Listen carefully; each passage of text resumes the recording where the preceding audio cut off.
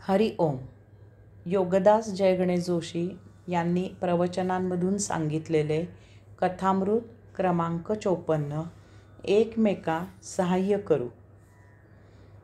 अफलातून नगरीमधील बाळू हा अगदी सरळ मार्गी मनुष्य आहे.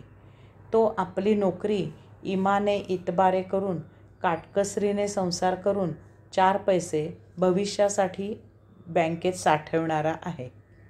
आपण बरे की आपले काम बरे असा त्याचा स्वभाव आहे. त्याला अवतीभोवती चाललेल्या जगाचा अनुभव नाही.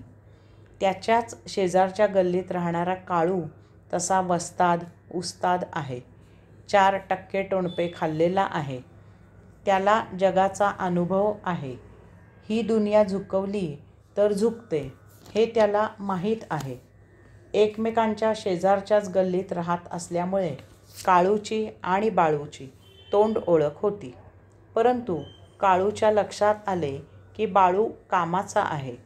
असे वाटल्यावर त्याने बाळूशी मैत्री केली. त्याने बाळूला सांगितले, बाळू मित्रा, तुझ्याकडे पैसा आहे, माझ्याकडे अनुभव आहे.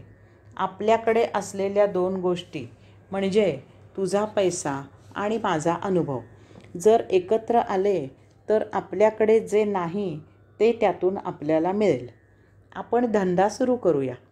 तुझा पैसा आणि माझा अनुभव यात आपला दोघांचाही फायदा आहे. सरळ मार्गी बाळूला हा विचार पटला आणि त्याने काळूला धंद्यासाठी 50,000 रुपये दिले. काळूने दुकान थाटले. बाळू सुट्टीच्या दिवशी एखादी चक्कर दुकानात घालत असे. परंतु त्याला धंद्यातील अनुभव नसल्यामुळे त्याचे दुकानात जाणे हे आपले असेच असायचे. सर्व कारभार काळू पाहायचा. सुमारे 3 वर्षांनी एक दिवस काळूने बाळूला धक्कादायक बातमी दिली की धंदा बुडीत आहे. त्यामुळे दुकान बंद करावे लागत आहे. बाळू बिचारा काळूला म्हणाला, काळू मित्रा, तूच तर मला म्हणाला होतास ना की तुझ्याकडे पैसा आहे, माझ्याकडे अनुभव आहे. आपल्याकडे असलेल्या 2 गोष्टी म्हणजे तुझा पैसा आणि माझा अनुभव जर एकत्र आले तर आपल्याकडे जे नाही ते त्यातून आपल्याला मिळेल. आपण धंदा सुरू करू.